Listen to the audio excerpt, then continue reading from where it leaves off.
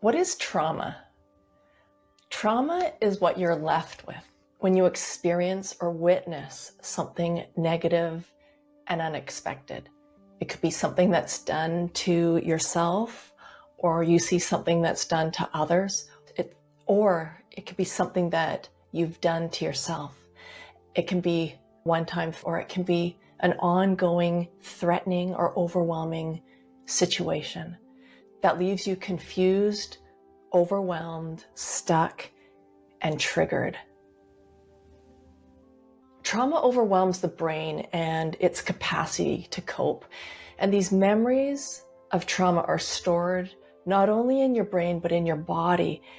And they're stored at that most intense feeling of that traumatic experience. And they're also stored in the present tense, so that when you remember them as if it was happening right now.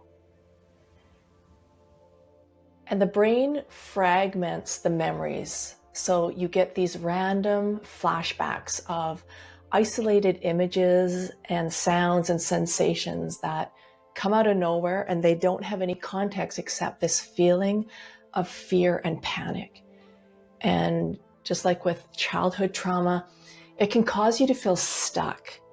And it feels like there's an obstacle standing in the way of your future, or maybe even in the present moment, an obstacle to living that life that you really desire.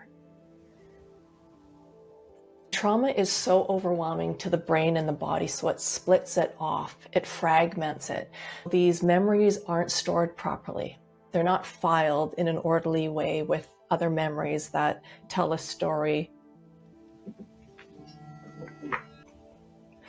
Trauma is so overwhelming to your brain and your body, so it actually splits off, and it's not stored properly. It's not filed in an orderly way with all the other memories. So there's not a logical or coherent story of the past when it comes to trauma, but there's these fragments that are frozen.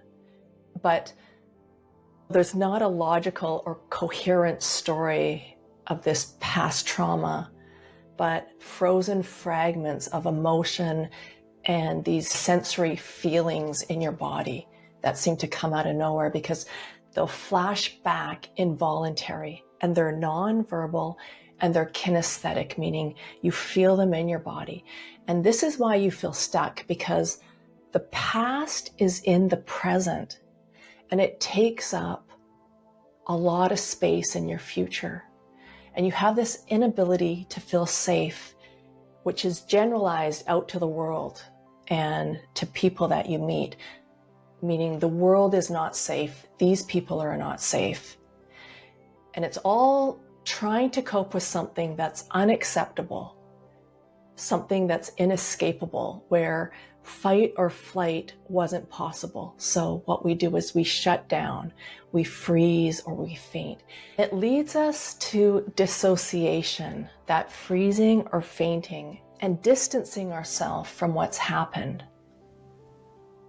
And disassociation can feel like being lost, overwhelmed, abandoned, disconnected from the world, and also seeing yourself as unloved and helpless, trapped, weighed down.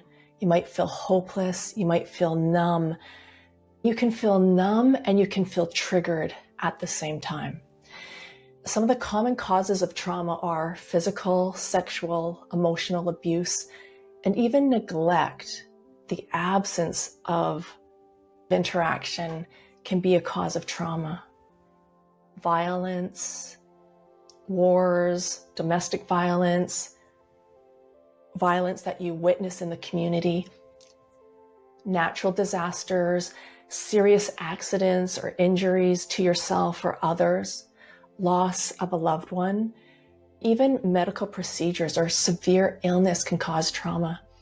And what happens is there's these effects of trauma where you have anxiety and depression, flashbacks, nightmares, emotional numbness or detachment, hypervigilance, and being triggered. That can lead to post-traumatic stress disorder. You might experience sleep disturbances, changes in appetite, pain in your body. And you might even start self-harm, substance abuse, behaviors that avoid, and you almost will always have difficulty in relationships because you don't feel safe and you project that out into the world and people.